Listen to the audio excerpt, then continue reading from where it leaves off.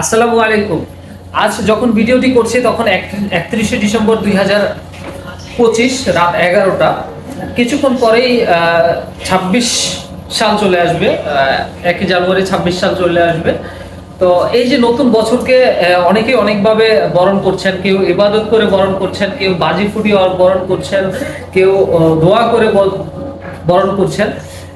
এই যে একটা নতুনকে বরণ করার একটা প্রবণতা আমাদের মধ্যে বছরের ক্ষেত্রে আছে, আর এটা যদি আমাদের দৈনন্দিন জীবনেও যদি এরকমটাই হতো, যেমন আপনার জব সেক্টরে, আপনার রাজনৈতিক সেক্টরে বলেন, আপনার সামাজিক সেক্টরে বলেন, যদি হতো তাহলে আমাদের জীবনটা আরো সুন্দর হতে পারত।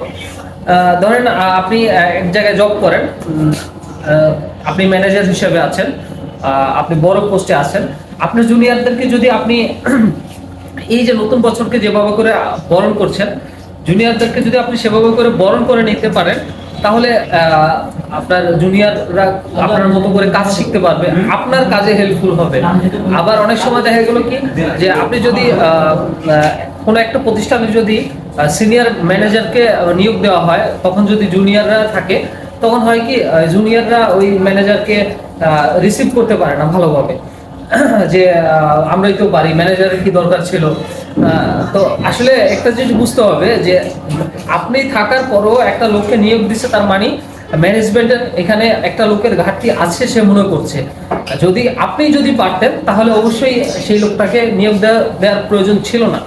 সো লোকের প্রয়োজন আছে বিধায় তাকে নিয়োগ দেওয়া হয়েছে, অতএব তাকে আপনাকে রিসিভ করতে হবে, তাকে কাজ করার সুযোগ করে দিতে হবে।